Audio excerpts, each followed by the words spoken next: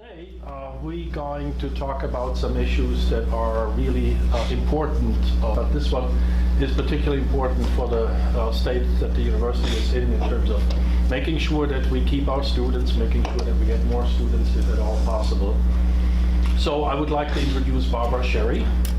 Barbara, who just fairly recently got to be appointed for the Executive Director of Student Retention, is going to be talking to us about retention issues and maybe also some high impact practices. So, hello everyone, as Edmund said, I'm Barbara Sherry. I'm going to pass around. Please take a card. Please feel free to email me or call me at any point, or drop by my office, which is in 3026 Valenza Hall. So Edmund asked me to talk about high impact practices / retention. I'm going to start by talking a little bit about retention and showing you a little bit of retention data here at Northeastern and showing you how to access the retention data here. I know that all of you are spending a lot of time looking at the Northeastern website. So one of the places that's very useful to find out information about Northeastern is our institutional research tab. So if you want to find out information about retention at Northeastern, who our students are, results of various surveys that the university participates in, etc., you go to the IR webpage. It's updated very regularly, and the IR department is headed by the executive director, who is Blaise Massini. The data digest gives you a lot of options as to what you can access, and I'm going to show you a few things. You can pull up for any semester a one-page, a two-page actually, little snippet on who our students are. What this shows is the total enrollment at Northeastern compared to last year in the fall. So this is a fall 2013, so it's comparing to fall 2012. Are we keeping our students? Are we keeping the students that start here? This data looks at students who started here and are we retaining them over time. So if you look at this and compare us to last year, this one actually is looking at enrollment. We're down in enrollment from last year in the fall. We are way down in freshmen, 22.3%. This was a shock to all of us. The prediction was that we would be down somewhat because partially we are riding a demographic shift. There are fewer people going to college. Right? So this is not just us. We're not the only university down. Almost every university in the Chicago area that shares data is down. There's a couple that don't, and some of the private for-profits don't, but we're down. But that's troubling because it adds to the issue of we really need to retain who's here if we're pulling in fewer students. If you look at our transfer number, our transfers were up a little. Which is good. And if you also look, we pull in more new transfers than new freshmen. It'd be an interesting question to ask your students, and I ask this when I teach the 300 level social classes, how many of you are transfers and how many started here? And the vast majority are transfers. And they've come from all over, but it's a wide variety. Just for the transfers, I know that some of the increases because of the two Title III grants that we have, one in the sciences and the other one in the transfer office. Right. So has that transfer number been increasing over time? Because I was curious about that based on I know the one Title III grant is ending soon, the other one has 3 more years, but is it because of those? We have one grant that actually we're tied in with Lake County, so that pulls in students who attend College of Lake County, which is a community college in the north suburbs. So yeah, that's part of it, but we've been consistently bringing in large numbers of transfers. We've done that over time, really good numbers. There hasn't been that much of a discrepancy between the transfer number and the freshman number until last year. When you look at this new freshman down, 22%, you said that the area universities were sharing. Are they similar? Are they similarly down, or are we taking a greater hit comparatively? That's a good question. We know that most of them are down. We don't, for some like the Illinois State universities, we can actually determine how much they're down. We get that data. But here's a nice example. Roosevelt University, 1 week before classes started at Roosevelt in the fall, so I think that was like the week of August 27th, 1 week before, I was reading the Tribune, and there was an ad, big ad, like this big. Come to Roosevelt, apply and register for your fall classes at the same time. A school does not do that unless their numbers are really down. So, and we know that the community colleges are doing well. So students are choosing to go to community colleges instead of here. And we also know that the enrollment was suffering so much at DePaul and at Roosevelt, those are the two that we're most aware of, that they started, you know how they used to, you all were probably maybe waitlisted at a university in some part of your career. They went all the way down their wait lists. Wow. So everyone is hurting in nationally, it's really a national trend. Yes. Could another factor, and it could be a small percentage, because Governor State is now accepting freshmen and sophomores, which Yeah. they've never done before. So, and we do get some of those population from them. So, I mean, it wouldn't be the 22%, obviously, but that could be a good 100 to 150 students. Right, that's a very important point. Governor State used to only do the upper division courses, and when they started accepting them, they built residence halls. Yeah. At this point, you know, you've all heard you're building residence hall. We're the only state university in Illinois without residence halls. Does having residence halls help retention? Yes, it does. The data shows that. Does it help with every student? No. Does it also enable you to draw from a wider geographic area? Definitely. I don't have the numbers for fall 2013, but fall, they just came out. Fall 2013, 77% of our entering class was from the Chicago Public High Schools, 77% of the freshmen. So we're drawing from a rather small geographical footprint. To be honest, out-of-state students pay more, and international students pay more. And many out-of-state students who are freshmen, their families do not want them living in an apartment in wild Chicago. They want them in a very safe residence home. So we're not even on the possible list of people from even places like Wisconsin or Indiana, you know, close contiguous states. So the other couple pieces of data that I want to show you are also on the IR page. And that's if you click on the graduation and retention rates. We report a 6-year graduation rate. The 6-year rate includes everyone who graduates before them in that class. So if I entered in 2006 and I graduated in 2010, I'd be counted still in the 6-year graduation rate for 2006. So 2006 would be people who graduated in 2012. So our 6-year graduation rate overall is 20.9%. What you have to remember about this rate is based on first-time, full-time undergrads. So it only counts the students who come here originally as freshmen. Some people refer to them as native freshmen. So this does not include our transfers, who graduate at a much higher rate. But this is data that we have to report into a system called iPads along with everyone else, and this is how they measure it. So we get compared with everyone else. This data is posted on various websites, governmental websites, for-profit places talking about student financial aid, etc. It's posted, everyone gets to see it. So we had a nice bump here. We had a nice bump, and then we had a drop. When I first came here, our graduation rate was 14%. Right, So we are doing better, but not well enough. right. How, once again, do we compare, and who are our comparison schools? There's different ways you can compare. What we could compare with the public universities in Illinois, the state public universities in Illinois. In that case, we're second to the bottom. Anyone take a guess as to who the lowest is? Chicago State, right. So we love them. So we're not at the bottom. Which is really sad, actually.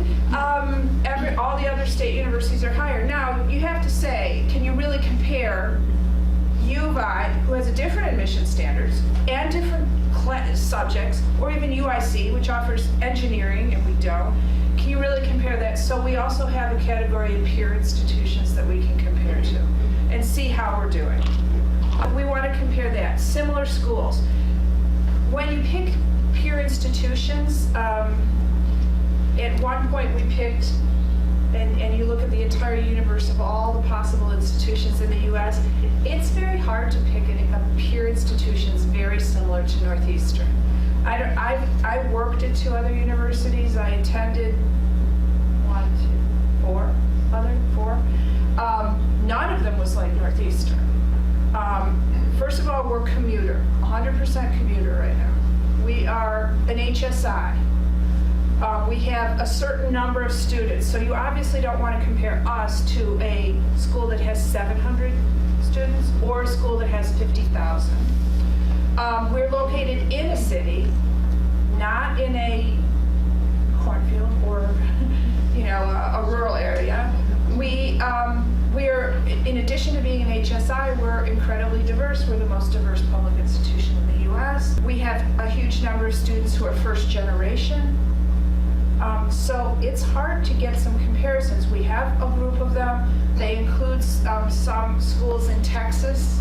They include one of the CUNYs, Lehman, and some other similar type universities. But if you look at them, none of them are exactly like us. For some schools, it's very easy to get their peer lists, their peers. The Ivy League, they're all basically, they have many qualities in common. Large land-grant state institutions like U of I and Champaign, they can compare with similar ones in other states. So it's hard to get true comparisons, I think. We don't look that great either with that comparison list. We have work to do. It's not that we're not doing the work. We've gotten better, again, over the years, and we need to keep on doing that. And that is, in the past, we never really talked about retention to faculty. It was like, just, I'm here to impart knowledge, and I was one of those faculty, and somebody, has an issue, well, they'll fail. But really, if somebody came and slept in my class, I was offended rather than looking to help. So my attitude has changed over years, and that's what we're trying to do with faculty now. Not only with the constant in your face, this is our retention and graduation rate, gotta do better, but also with the new Gen Ed program that's about to be real, the high impact exercises. So really you can affect retention in your own classroom. It's not just student fixture. So the other one I wanted to show you here was the student retention rates. This is retention of first-time, full-time. Again, the people who start here in the fall who are freshmen, are native freshmen, from one term to the next term. So they came in the fall of 2011 and they were retained to the fall of 2012. These are our numbers over time. In 2012, it's the freshmen we brought in 2011, who, in 2012, who came back in 2013 in the fall, 61%. So we lost 39% of them. That's a huge number. So there's a couple takeaways that I think are really important from my perspective, and one is Vicki, you talked about this, retention is everyone's business. Not just does it affect the student who is out there on the street, possibly having done poorly, possibly having incurred a lot of debt, and can't afford to come back or has too low a GPA to go anywhere. It affects the university in terms of revenue, which affects all of us. There's a lot of literature on high impact practices and why do we retain students. One of the points that people who write about retention always say is that one person can actually save a student. Think about that in your own career from the time you were in your first year of college up through your graduate courses. Can you identify one person who made a difference to you? Who maybe steered you, helped you realize, oh, this is an area I'd like, or made you realize, great teacher, but I really don't like this subject. It's personal connections that can actually save a student and that can make them stay here. And so a lot of the high impact practice literature, when you really drill down into it, it involves making personal connections with students. I just wanted to say too, I think for our professional development, it would be very helpful and advantageous for us to look at like the SPED department here and see what strategies they utilize, like differentiation, UDI, that will add to our teaching portfolio and practice as well in the classroom. So the Because I- SPED department, you said? yeah, and practitioners who are experienced in the classroom, because, you know, when you deal with student teachers or the teaching population in schools, they have to differentiate, they have to modify, they have to do all of these things to be able to engage the learner and keep them retained and building those personal connections. Without it, the students are disinterested. I think we're getting that generation now of Right. learners coming to us. So, you know, a lot of the counselors tell the students that, well, hey, you know, when you get to college, they're just going to direct teach, and you better get there on time, and they don't have time for you, and you will fail. You know, they give them all these alarming things, but really, our practice has to change too in the way we engage our learners. Right. That's a good point. I was at a National FYE conference 2 weeks ago, and the keynote speaker who works in the Chancellor's office at the California State University system was talking about how research is showing what skills you will need in the 21st century. And content knowledge isn't up there. Really? Yep, it's not up there. Why? Because, well, as our students say, you can learn anything you want on the internet. Arguably somewhat true, but content knowledge, there are different ways to get content knowledge now, you know, and, but what are the skills that employers really need nowadays? They need students to be able to interact with each other and create things, morph things, envision new possible futures, envision new ways to solve problems, deal with the new problems that occur. It's a lot of that critical thinking, problem-solving skills that, at least when I was in college, I was the empty vessel, you know, that the sage on the stage poured stuff into. You know, that I was filled. And everything was good. And I did well on the objective test, right? That type of knowledge is not where we're going. And that's not what our students particularly need. Unfortunately, for many of them, that's what they've been doing in high school because they've been taught to the test. When we get our first year students, and Edmund has taught FYE here too, in the class, and I ask them, what's the longest paper you've ever written in high school? Do you know what the most common answer is? 2 pages. If you assign to a first year student an 8-page paper, what are you going to get? And in fact, now on my first year students, because one of them turned in a paper with huge margins and 24-inch type, so now I write 12-inch, 12-point type, 1-inch margins all around. I totally agree, but it's interesting because one of the issues that we're finding in math is that a group of our students, about a third of our students, about 70 of them, are math education. And we got to teach to the test, actually. We have to teach to a test. So I think it really depends on the population of the students, too. Because we need to make sure that 80% of them are passing the content exam. And that's true of all of us that have secondary ed majors. Right. That are supporting those types of majors. Because if they don't, we have a chance we might be losing money in accreditation as well. Exactly. I mean, we're just told that we're... How do we standardize, without getting too off, you know, I know we have these writing intensive, these WIP courses that we have. How do we standardize them? I've got a population of students that are coming from 5 different majors, and their writing abilities are so dramatically different that it's astounding. And so how is that standardized? When did they transfer in here, or did they start? And have they even taken the WIP course yet? English. Some of them take it at certain points. English 101 is, we know is not enough. Yeah, exactly. I mean, it's like, because like I teach the WIP course for us in math, and it's totally a difference. But most of them took English 101 here, and the problem was they had a different professor, and that wasn't even standardized. So the requirement for a WIP course is English 101. Some of them highly recommend English 102. But if it's not standardized at that level, then how is it going to be standardized even at the next fund? And has Kate Hahn been in to talk? Or Kate Hahn is the head of the Center for Academic Writing and basically the person who oversees the writing intensive program.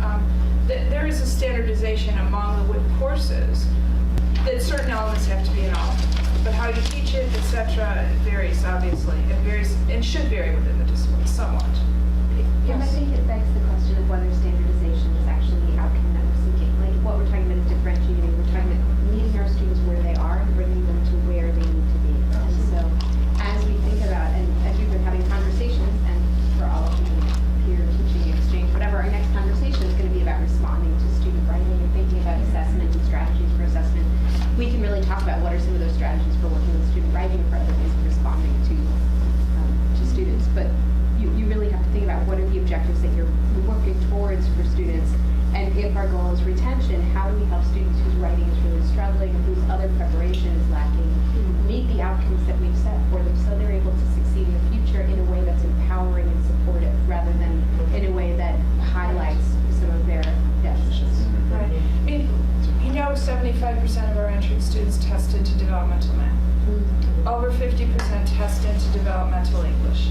However, the majority of our students have met our admissions criteria. We have an alternate admissions method, but there are relatively few students who go that way. And our admissions criteria are you need to get a 19 on the ACT, or you need to be in the upper half of your class. So what that means is we get students who come here, they got either the 19 or above, or they were in the upper half. We need to do a better job about saying you did a great job in high school, but just because you do a great job in high school doesn't mean you're at the level to do great here. We will make sure if we let you in, you will get to that level though. I mean, the president and the provost talk a lot about access coupled with resources, the way to do better. So some of you are aware of this. To address that problem of the developmental courses, we also know that they're the students who don't get retained and they don't graduate in 6 years and they have a lot of debt and yet it's not successful. So we're piloting at the New El Centro stretch math and English courses. And this is what they'll look like. There'll be 4 credit hours, but 2 credit hours in the fall and 2 in the spring, but with contact hours the same. So 3 contact hours for both semesters, 3 contact hours a week. And they will not be getting any developmental credit, but they will be getting developmental instruction. So they'll get 112. They will get credit for 112, but they will have the year to get it. And so that will help them relate better to not feeling stupid. I'm going to pass out this is an excerpt from George Q, Julian Kinsey et al., who are 2 of the big writers on high impact practices, engaging pedagogies.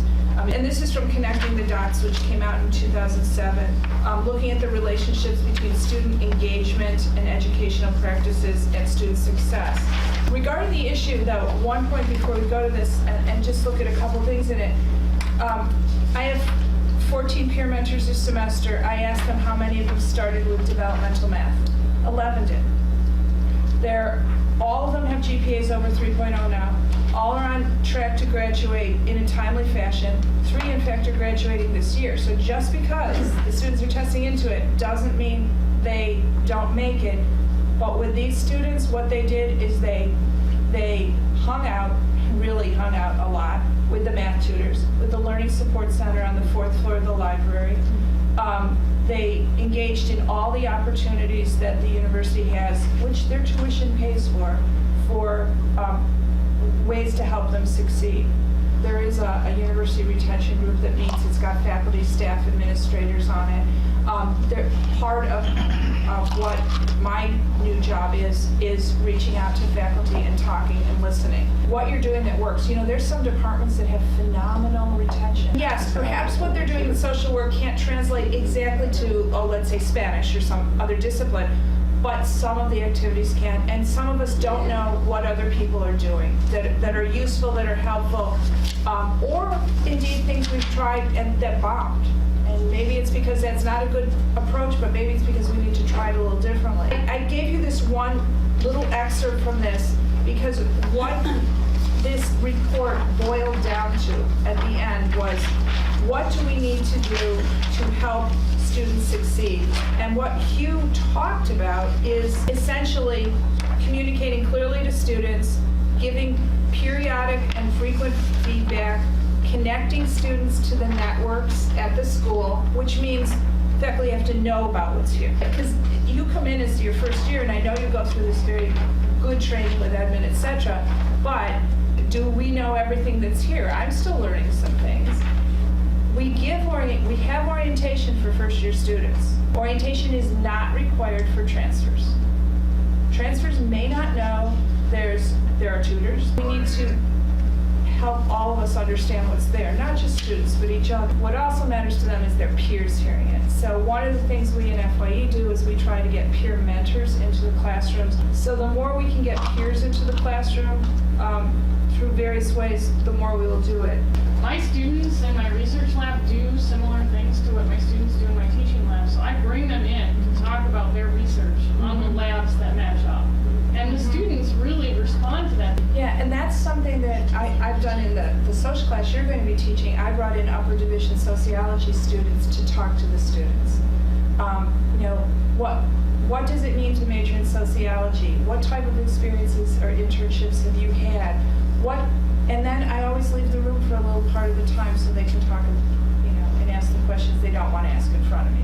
I know one thing that helped, so I was the coordinator of the SCSE before, and so one of the things that really helped was having that center and that space for students to just collaborate, having this environment for them to be there to study these. I know we have it here in the library, which is awesome, but sometimes having other locations on campus, I know with the space issue that's a problem, but maybe with the new education building, that could help, and then at El Centro as well.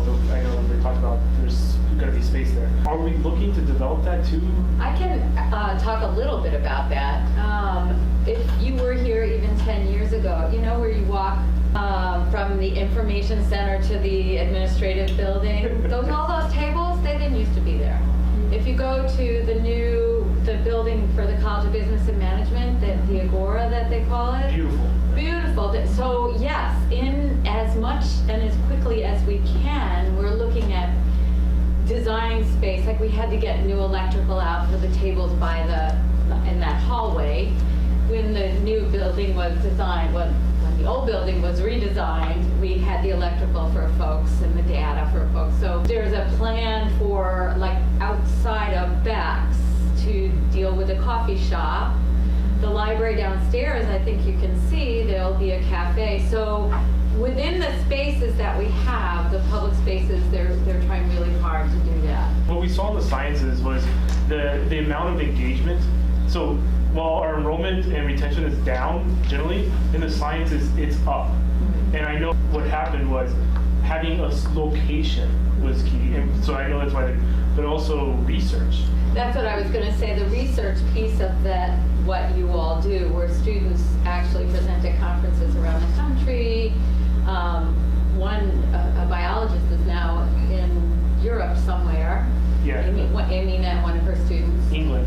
That's a high impact thing, right? That's what we're talking about with high impact. The more we get to do the research in the labs with the students, or the more they have contact with us as human beings, but who know more about our discipline than they do, that is what makes a huge, huge difference. The center also has folks there, experts in the sciences, who interact with students more often. Those high impact practices that everyone writes about is contact with faculty outside of class. And it can be as simple as the student feeling comfortable to come to your office and talking to you. So in FYE, most of us, I'd say all but a couple at this point, require students to come to our office to meet with us. How did we get them there? We give them points. I have a 500 point, I have a 500 point grid for my FYE class. You know how many points I give them for their first visit to my office? 10. And they come. The second visit, I give them 5. And they come. But they come. They get used to it. They're not as scared. Sitting in the cafeteria, at least once during the semester or twice, I tell my students, I'm going to be in the cafeteria this time. I'd like you to join me. They're always terrified to. So if you have a class with a peer mentor in it, the peer mentor will say, oh, I'm going. Then they'll go. Otherwise, I will choose the one who always volunteers in class. There's always one. And I'll say, I'd really like you to come and tell the people that you're going to do it. And often that student will say yes. Telling them that I'm going to attend certain events on campus and then see if they'll be here. Whether it's an event related to my discipline or it's, to see a play or a musical performance going on, that's something that's helpful.